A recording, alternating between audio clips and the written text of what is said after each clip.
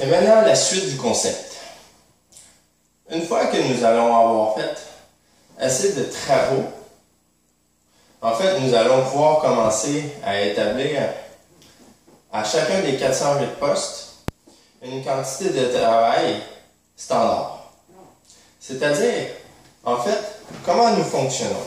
Nous avons 3 niveaux de compétences: apprenti, compagnon et maître.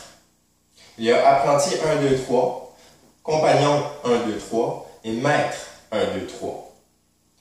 En fait, comment ça fonctionne, c'est que nous allons déterminer pour chacun des 408 postes un niveau moyen. Un niveau moyen dit, mettons, compagnon 1.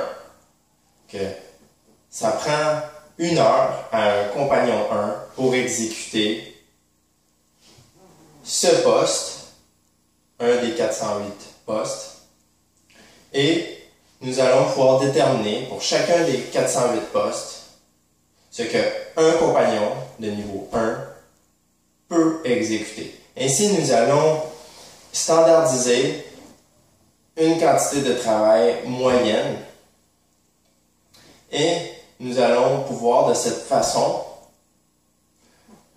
faire en sorte d'établir la quantité de biens et services qu'une personne peut obtenir par son travail d'un bout à l'autre du monde.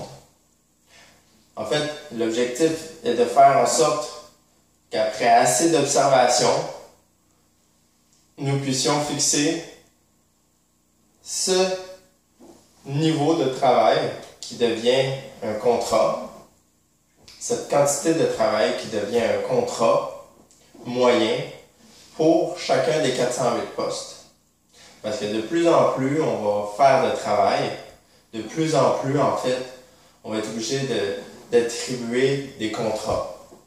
Et comment ça va fonctionner, c'est que ça va être un contrat moyen par poste qui va déterminer la façon de rémunérer les autres gens dans les autres pays aussi.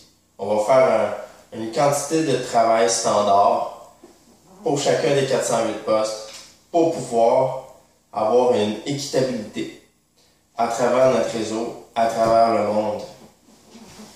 Et c'était la suite du concept. Merci.